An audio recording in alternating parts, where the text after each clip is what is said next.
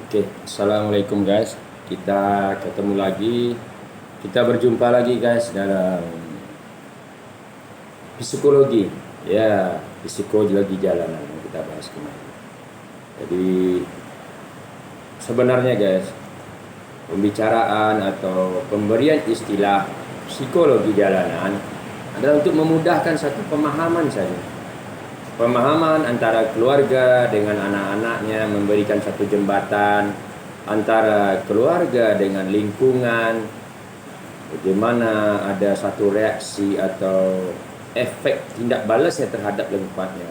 Kalau digambarkan satu rakyat dengan pemerintahannya, untuk memudahkan satu pembicaraan, satu image atau satu anggapan, sehingga tidak terkesan psikologi itu begitu mengerikan. Karena kita akan sering berbicara selama ini, apalagi kalau udah berbicara psikolog atau lebih seram psikiater, kita akan teringat orang gila, orang sakit jiwa. Jadi sering dulu tuh kalau udah bicara rumah sakit jiwa itu ada psikiater. Nah ini kita akan mempermudahkan itu semua di dalam kehidupan itu, karena psikologi itulah bagian terpenting, dia lagi dalam kejiwaan. Dan sampai hari ini guys, belum ada definisi yang betul-betul dipatenkan secara mutlak. Karena psikologi dikaji secara keilmuan sains pun dia bukan benda yang wujud seperti membuat TV, membuat telepon, kapal terbang. Barangnya wujud. Ya ini dia tak nampak guys, cuman kita bisa merasakan efeknya. Jadi ketika kita bicara psikologi, psikologinya tidak nampak tapi efeknya. Nah itu, maka sampai hari ini pun ilmuwan, psikolog, psikiater mendefinisikan yang betul pun masih begitu susah. Maka kita yang hari ini kita coba bahas lagi sedikit. Kemarin kita harus berpikir tentang anak sekolah, anak SMP, mungkin kita tinggalkan dulu bahasan itu. Kita akan bahas sedikit bagaimana psikologi ini di dalam kehidupan skenario-nya ini. Sesungguhnya psikologi ini milik siapa? Dan kenapa kita harus paham psikologi? Dan ujung akhir psikologi itu seperti apa? Kenapa banyak orang tua di hari tuanya malah seperti orang gila, menceracau? Kenapa banyak anak-anak di hari... Kenapa ini, kenapa itu? Maka kita coba rangkum untuk memudahkan, memberikan image, wawasan, renungan psikologi itu mudah. Ada di tangan kita, ada di antara kita. Sehingga kita berpikir, Tuhan itu maha adil. Jadi Tuhan memberikan problema hidup, dia sudah menyiapkan psikologi, penangkalnya, penawarnya, solusinya, jalan keluar. Maka kita katakan hari ini, kalau kita boleh mengambil satu kalimat, kita berbicara psikologi hidup yang sesungguhnya, kita sebenarnya bicara psikologi Tuhan. Oh, artinya kejiwaan yang kita punya, problema hidup yang kita punya, semuanya ada dalam aturan Tuhan. Kalau bahasa lagi kerennya, semua dalam skenario Tuhan. Oh, yes. Berarti Tuhanlah yang memberikan permasalahan, Tuhan juga memberikan jalan keluar pemecahan, kemudian Tuhan menurunkan aturan-aturan, Tuhan mengirimkan kitab suci, semuanya untuk menyelesaikan tadi. Jika dipakai itu semua yang sudah diturunkan dengan betul, itulah psikologi kebenaran, itulah psikologi Tuhan. Dan akan menyelesaikan permasalahan. Yang hari ini mungkin manusia malah tidak mengakuinya. Yang hari ini mungkin manusia sudah tidak percaya dengan menggunakan panduan-panduan, aturan-aturan, psikologi yang sudah diturunkan Tuhan, konsep-konsep psikologi mampu menyelesaikan masalah. Malah kita berkiblat dengan ilmu filsafat dari barat, cara-cara psikologi dari luar. Itu bukannya kita menolak segala sains dan teknologi yang dilakukan dengan penelitian, survei, kita harus terima. Tapi ketika di dalam sebuah panduan Tuhan, kitab suci yang Anda yakini, itu lebih hakiki, itu lebih prinsip. Mari kita lihat. Jadi ketika kita menghadapi psikologi ini, yang menyebabkan kita mengawang, hidup tak tentu arah, karena kita tidak mengetahui skenario Tuhan. Maka di dalam sebuah psikologi kita harus tahu apa skenario Tuhan dari awal manusia diciptakan sampai dari awal diciptakan sampai digiring perjalanan ini, sampai di akhirnya dia tarik lagi skenarionya kita, lalu kita kembali kepada antara kita diciptakan Tuhan, lalu diberi kesempatan hidup di dunia ini, lalu kita ditarik kembali kepada Tuhan. Di situ adalah dikatakan psikologi Tuhan, ilmu psikologi yang diturunkan Tuhan, semua dalam konsep skenario. Nah, kalau kita mengenal skenario itu, maka apapun problema hidup, apapun permasalahan hidup, tidak ada yang tidak mungkin. Tidak ada yang tidak mungkin, tidak ada yang mustahil, semua boleh diselesaikan karena sudah dirancang oleh Tuh. Jadi kita tahu dulu dari kita lahir sampai mati apa skennya, apa skenarionya.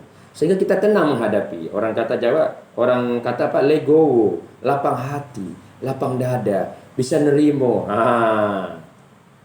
Bukannya. Jadi ini belum mengerti masalah, baru sedikit kita sudah berteriak, oh yai, aduh, ya Allah, mau mati aja, mau bunuh diri aja. No, Anda tidak mengerti psikologi.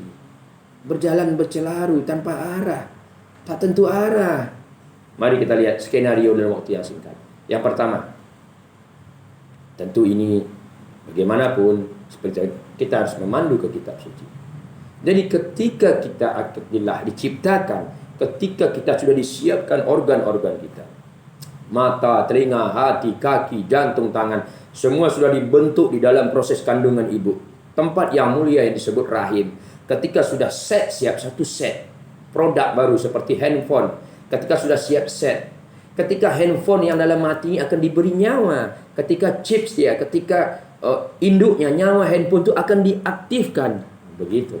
Ketika janin yang sudah lengkap satu set tubuh ini, ketika akan diaktifkan menjadi manusia yang sesungguhnya, manusia yang akalnya boleh berjalan, yang keinginannya boleh berjalan, yang ada hawa nafsunya, maka ketika itulah Tuhan mengambil satu skenario transaksi. Tuhan mengambil suatu MOU, memorandum. Tuhan mengambil bahasa kerennya sumpah. Kita mengambil agreement. Tuh. Apa yang diambil? Yang kita kenal dalam kitab suci kita. Yang saya adalah Islam, tentu Quran. Bagaimana Tuhan bertanya? Alastu birabbikum? Apakah aku Rob kamu? Apakah aku rububiyah kamu? Apakah aku pengaturmu?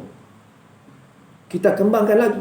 Apakah aku akan menjadi aturan hidupmu? Apakah segala keinginanku, peraturanku akan menjadi peraturanmu pula ketika dilahirkan ke dunia?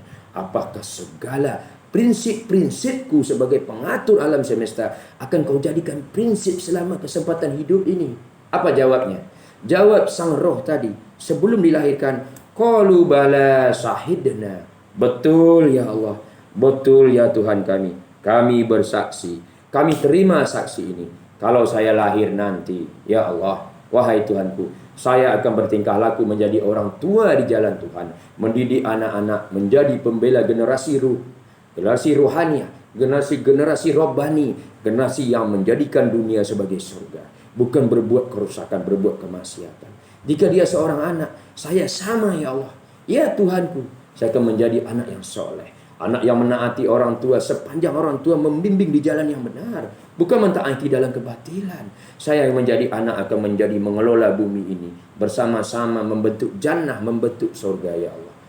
Dan di dalam kehidupan saya, makan saya, minum saya, hidup saya, mati saya, ibadah saya, all of hidup saya, all of life, semua all. Saya hanya satu, berpegang kepada tuntunan prinsipmu, itulah peraturanmu. Qalu bala syahidna, dan saya saksi. Artinya, ketika saya besar, ketika laki-laki saya jadi pemimpin, saya akan mengawini perempuan, saya tak akan menjadi homoseksual. Ketika saya perempuan, saya harus menjadi seorang ibu, saya tak akan menjadi lesbian. Itu sudah ada janji. Ketika saya dewasa, saya tidak akan korupsi, saya tidak akan merampok. Ketika saya berkeluarga, saya tidak akan berselingkuh, saya tidak akan berzina, saya tidak akan maksiat. Itu disumpah di alam rahim. Ketika Anda sudah sanggup, maka Tuhan mengingatkan dengan segala konsekuensi.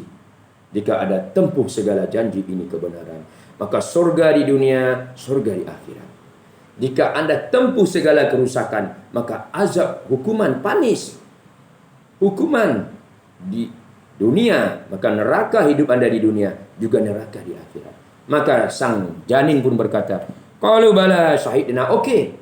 Maka dimaterailah perjanjian itu. Tentu di dalam kitab lembaran Tuhan.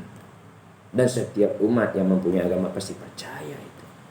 Maka ditanamkan dalam diri seorang kita bahwa itulah psikologi Tuhan. Tuhan telah menancapkan di hati nurani saya, di hati nurani Anda. Sampai Anda tua, Anda akan dibayang-bayangi oleh suara hati yang akan mengingatkan kapan saja dan di mana saja. Jadi dalam satu skenario, Anda mau pergi kemanapun, saya mau pergi kemanapun, tidak boleh lepas. Kita nih sudah diikat kemanapun kita jauh berjalan. Kita akan pulang juga kepada Tuhan suatu hari nanti. Ketika pulang, janji MOU, janji sumpah, janji traktat, janji agreement, itu akan dituntut. Nah, setelah kita berjanji, maka lahirlah bayi. Owa, owa, owa. Maka dikatakan, setiap bayi yang lahir suci, setiap fitrah. Tidak peduli bayi dari agama Islam, Kristen, Yahudi, apalagi Buddha, Hindu, semua. Termasuk yang di gunung-gunung yang menyembah batu, yang menyembah kayu. No, semua dilahirkan fitrah suci. Tengok, begitu luar biasa. Kemudian perjalanan yang akan menuntut. Jadi skenarionya dari awal sudah ada transaksi, ada itu akan menggenggam Anda sampai nanti kita mati. Jadi skenario tadi itu adalah satu kesempatan dari Tuhan. Jika Anda sanggup bertransaksi, sanggup MOU tanda tangan, saya beri peluang hidup 50 tahun, 75 tahun, 100 tahun, 105 tahun. Nikmati dunia ini. Nikmati pernafasan, nikmati hirup udara. Anda bisa makan, Anda bisa minum. Maka barulah Allah tiupkan ruh. Ruh yang kita ini bukannya ruh malaikat. Itu Tuhan yang punya. Maka Allah tiupkan ruh. Maka hiduplah kita. Hiduplah kamu, hidup. Kalau di dalam Islam, kun fayakun, menjadilah. Kun, dia hidup. Hidup kamu. Maka punyalah mata. Menjalinlah telinga. Berjalanlah semua. Berjalanlah menormal. Maka di akhir perjalanan nanti segala persoalan hidup akan diberikan sampai kita mati. Hanyalah bagian dari skenario tadi. Jadi setelah dia lahir, setelah dia bertransaksi, Allah ingin melihat sejauh mana Tuhan bisa melihat Anda, saya, kita bersyukur dengan kesempatan hidup dalam 75 tahun, 85 tahun sampai mati. Nah, menjelang rasa syukurlah baru diberikan ujian, diberikan cobaan. Hanya itu aja, simple skenarionya, guys. Anda mengikuti panduan Tuhan sesuai janji tadi, surga di dunia, surga di akhirat. Anda menentangnya tadi, keluar jalur neraka di dunia, neraka di akhirat. Simple, oke? Jadi kita pahami dulu, sehingga dalam hidup ini apapun beban hidup kita, ternyata kita hanya menjalankan sebuah skenario. Karena bicara skenario Tuhan, maka sutradaranya mesti Tuhan. Berarti kita adalah aktor. Saya aktor, Anda aktris. Begitu. Saya aktor laki-laki, Anda aktor perempuan. Kita ini pelakon, pemain. Kalau kita mengingat Al-Akbar, apa katanya? Dunia ini panggung sandiwara, cerita yang harus kita mainkan. Kan begitu. Jadi ada peran tertawa, ada peran berpura-pura. Mengapa kita bersandiwara? Yes. Hebat Akbar diilhami dengan, saya pun tak tahu siapa pencipta lagunya. Itu diilhamkan Tuhan. Sekarang kita lihat dalam scan tadi. Apakah Tuhan begitu saja? Tidak. Di mana saja, di mana kitab suci pun, kalau saya Quran Islam, saya boleh jelaskan, tidak begitu saja. Lalu Tuhan akan memberikan satu ujian, satu nilai, karena kamu sudah diberi kesempatan hidup, darinya tidak ada menjadi ada, darinya cuma tidak wujud menjadi wujud, entah 75 tahun, maka kamu harus diuji. Maka diciptakanlah kita yang dipanggil hawa nafsu. Maka di sebelah kiri kita diletakkan hawa nafsu satu sisi. Letak hawa nafsu. Hawa nafsu ini akan menggoncang. Hawa nafsu ini cenderung dengan segala kejahatan, cenderung dengan segala kerusakan. Hawa nafsu penggoncang. Diletak di setiap jabang bayi yang sudah haid, ditiupkan hawa nafsu ada. Lalu apakah ada penyeimbang? Maka kita harus paham keadilan Tuhan. Maka Tuhan menciptakan penyeimbang. Ketika hawa nafsu diletakkan di badan kita, kita diberikan juga hati nurani. Itulah yang dikatakan akal kita dengan hati nurani tadi. Lalu hawa nafsu, hati nurani atau akal kita dalam satu kesatuan tadi, apakah sudah cukup? No, belum. Allah beri tambah satu lagi. Hawa nafsu didampingi oleh satu unsur yang dipanggil gelombang energi yang tidak nampak. Itulah setan. Setan boleh dari golongan jin dan boleh dari golongan manusia. Kenapa? Yang setan, jin, manusia ini hanya pembisik. Nah, ingat guys, yang bermasalah di dalam badan yang diberikan yang pertama adalah nafsu. Itu yang paling dasar. Bonusnya di samping nafsu hanya setan dari jin atau manusia, pembisik, yang menggosipi, yang menghasut. Jadi ada dua kekuatan di kiri kita. Kekuatan gelombang kejahatan yaitu hawa nafsu dan pembisik dari setan, jin dan manusia. Tapi imbang hati nurani atau akal, ataupun orang hari ini belum bisa mendefinisikan untuk menentukan, untuk bertahan, untuk menyeimbangkan, untuk mengendalikan hawa nafsu, ada hati nurani tadi. Dia juga diimbangi dengan kekuatan, itu kekuatan Tuhan. Jadi ada dua. Di belah kiri hawa nafsu diimbangi dengan suara bisikan setan, bisikan jin atau bisikan manusia. Di sebelah kanan hati nurani ditambah bisikan Tuhan.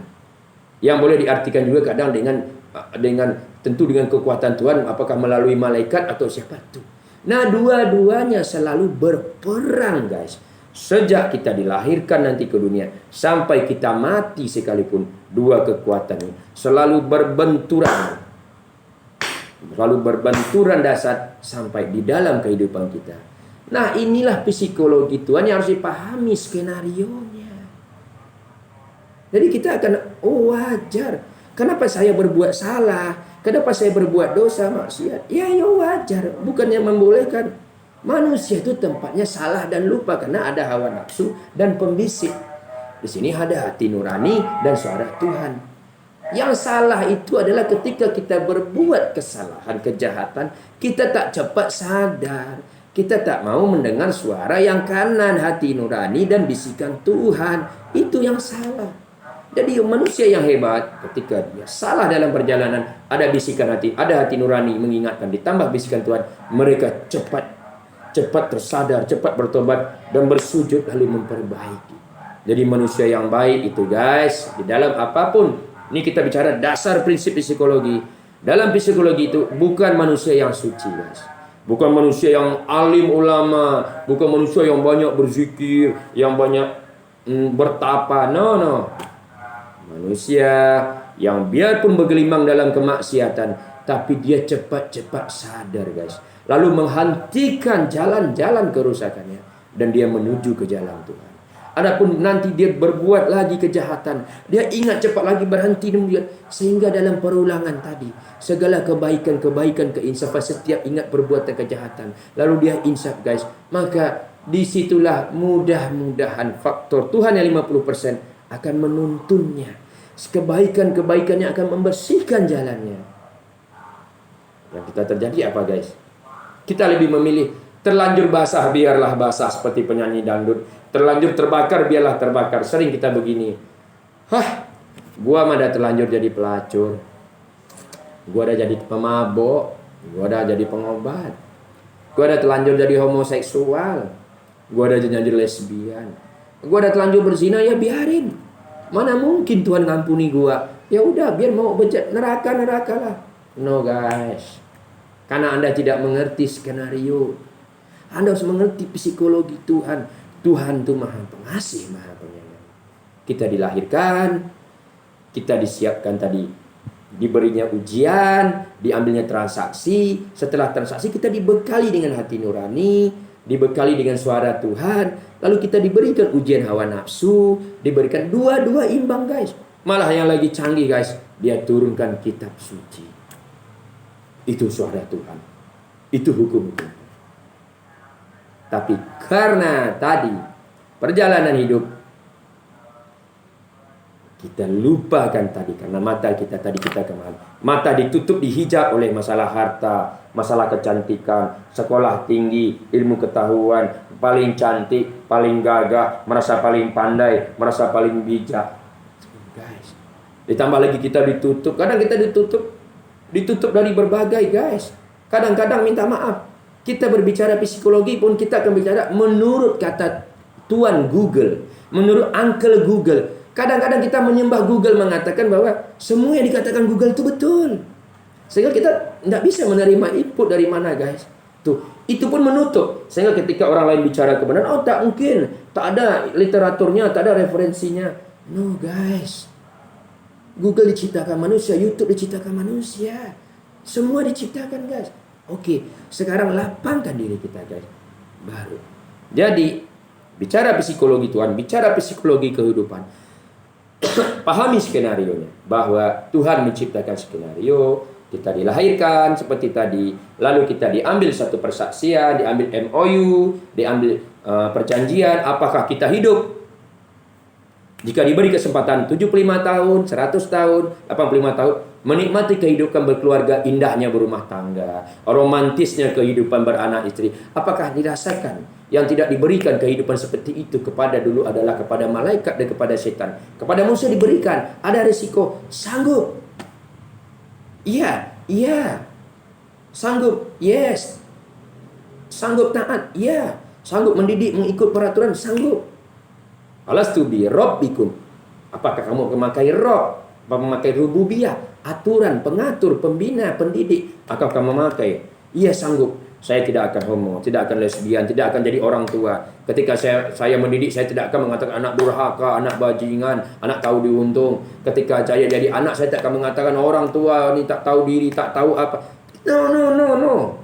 Kita akan memakai segala itu panduan. Yes. Qalu bala syahidna.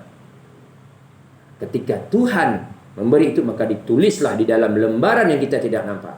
Tentu ada malaikat yang mencatatnya di langit sana. Maka dimulailah hidup, dimulailah skenario berjalan. Tahu-tahu kita sekarang udah berumur 20 tahun, 15 tahun, anak SMP, anak SMA, ibu rumah tangga, jadi direktur.